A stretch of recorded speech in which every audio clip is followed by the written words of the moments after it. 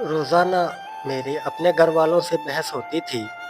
میں ان سے لڑتا جھگڑتا اور روزانہ انہیں اپنے رشتے کی منوانے کے لیے کوشش کرتا۔ آخر کار گھر والے نیلم میرے سے شادی کے لیے مان گئے۔ نیلم وہ لڑکی تھی جس سے میں بے پناہ محبت کرتا تھا، اور صرف میں ہی نہیں، نیلم تو مجھ سے بھی زیادہ مجھ سے محبت کرتی تھی۔ ہم دونوں کی ملاقات یونیورسٹی میں ہوئی تھی، اور پتہ ہی نہیں چلا کہ کب ہم دونوں کی دوستی محبت میں بدل گئی۔ میری بینک میں نوکری لگ چکی تھی، اور میری تنخواہ بھی اچھی خاصی تھی، اور نیلم بھی کافی امیر گھرانے سے تھی۔ آخر کار ہمارا رشتہ طے ہو گیا۔ جب شادی کا وقت قریب آیا تو میرے تو خوشی کے آنسو رکنے کا نام ہی نہیں لے رہے تھے۔ آخر جس شخص کو اس کی محبت سی رہی ہو تو وہ اس کے لیے کسی جنت سے کم نہیں۔ لیکن جب نکاح کا وقت آیا تو میرے سامنے کچھ کاغذات رکھے گئے، جنہیں پڑھنے تو میں شدید غصے میں آ گیا، چونکہ وہاں لکھا تھا کہ میں دوسری شادی کبھی نہیں کروں گا، اور اگر میں دوسری شادی کروں گا تو مجھے اپنی نیلم کو طلاق دینی پڑے گی، اور طلاق کے ساتھ ساتھ 2 کروڑ روپیہ بھی دینا پڑے گا۔ اسی لیے میں نے اس شرط سے صاف صاف انکار کر دیا۔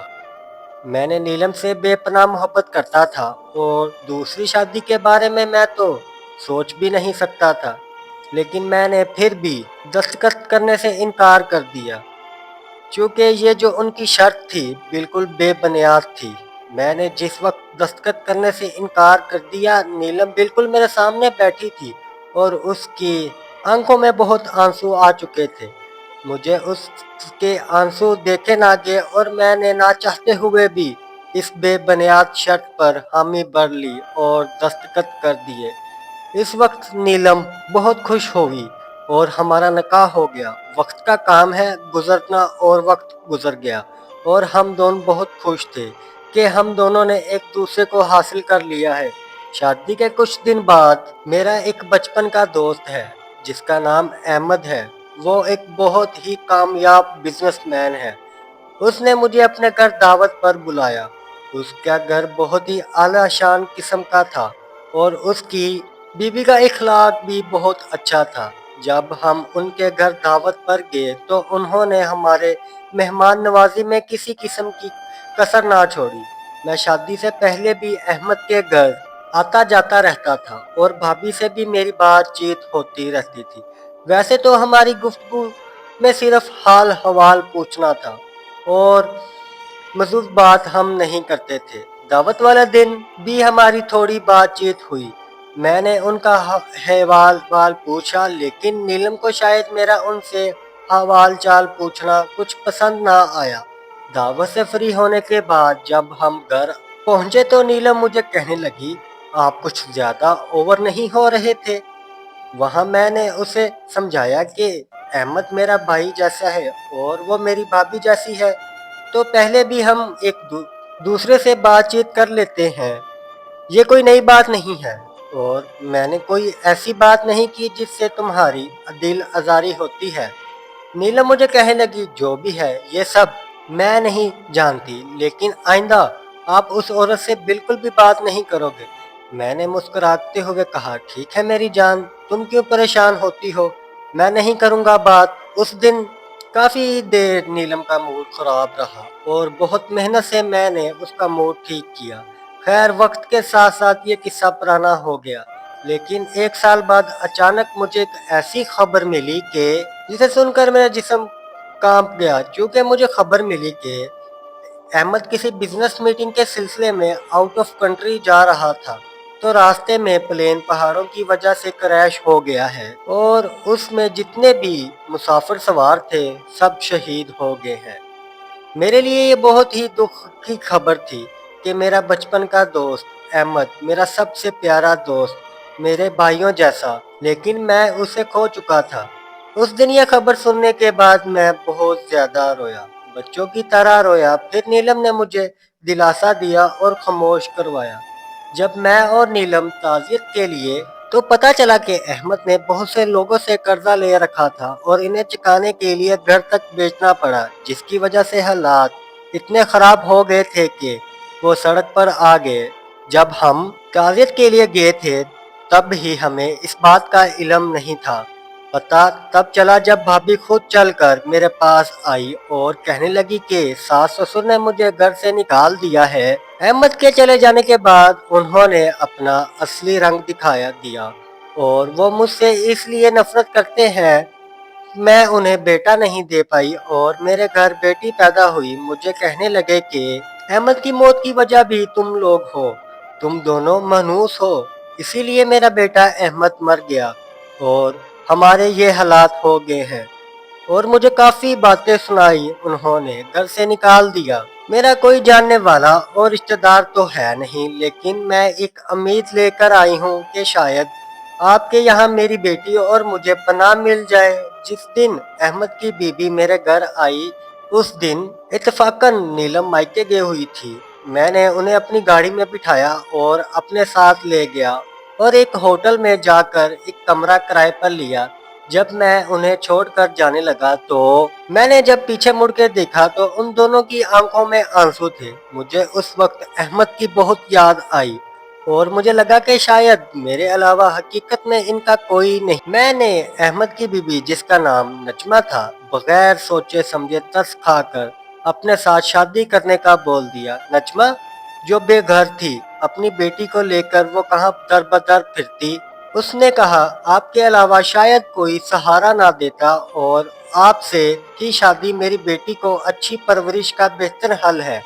और हमने उसी दिन निकाह कर लिया और नजमा और उसकी छोटी बेटी को अपने साथ घर ले आया। जब नीलम और नजमा का आमना सामना हुआ तो नीलम गुस्से में पूछती कि ये औरत यहाँ क्या कर रही है। मैंने कहा कि ये आज से इसी घर में रहेगी और ये मेरे निकाह में आ चुकी है।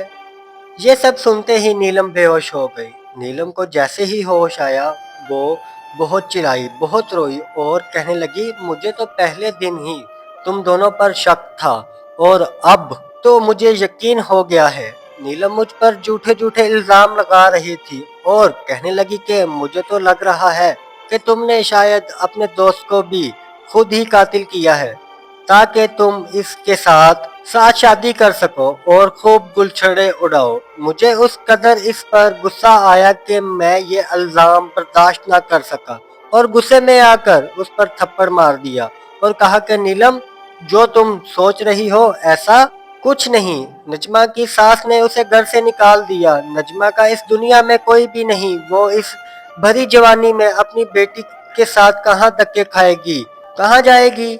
मुझे इस पर तरस आ गया और मैंने इसीलिए इससे शादी कर ली। मुझे तो मोहब्बत तुमसे ही है और ये शादी सिर्फ सहारा देने के लिए की है, इसका मोहब्बत से कोई तल्लक नहीं। लेकिन नीलम ने मेरे सारे ही बातों को नजरअंदाज किया और अगले दिन ही क्या हुआ जो मैं बता नहीं सकता। मेरे सामने वही कागजात रख दिए गए जिस पर मैंने शर्त के तौर पर दस्तखत किए थे कि अगर मैं दूसरी शादी करूंगा तो वो मुझसे 2 करोड़ रुपए लेगी और मुझसे तलाक भी लेगी।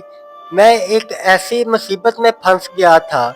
इस वक्त मैं खुद को दुनिया का बेबस तरीन इंसान महसूस कर रहा था। मेरी तनख्वाह सिर्फ 2 लाख रुपए थी और मुझे कुछ समझ नहीं आ रही थी। मैं 2 करोड़ रुपए का इंतजाम कहाँ से करूंगा। मैं नीलम के सामने बहुत रोया। मैंने उसे कहा कि मैं तुमसे सच्ची मोहब्बत करता हूँ। नीलम तुम मेरे साथ ऐसा क्यों कर रही हो। वो तो सिर्फ पैसे के चक्कर में थी। उसने मेरे एक ना सुनी। मेरे पास कुछ खास पैसे तो नहीं थे। मुझे मजबूरन अपना घर बेचना पड़ा और कुछ जमीन बेच डाली और नीलम को उसके पैसे दे दिए और मैंने उससे ये कहा कि तुम सिर्फ पैसों से मोहब्बत थी इसीलिए तो मेरे साथ रह रही थी और मौका देखते ही तुमने अपना फायदा निकाल लिया और वो वहां से खामोश होकर चले गई। अब हम भी बेघर हो चुके थे और मेरे जो अपने घर था वो बिक चुका गया था। अब हम किराए के घर में रहने लगे। नजमा मेरे सारे हालात को का जिम्मेदार खुद को समझने लगी और बहुत रोती और कहती कि काश अहमद आप ना मरते तो आपके दोस्त की जिंदगी यूं खराब ना होती। मैं नजमा को रोजाना दिलासे देता मगर वो फिर भी रोती रहती। हालांकि मैंने कोई गुनाह नहीं किया था, सिर्फ एक बेवा का सहारा बना था। मुझे तो दुनिया वाले इस नजर से देखने लग गए जैसे मैंने कोई गुनाह कर दिया हो।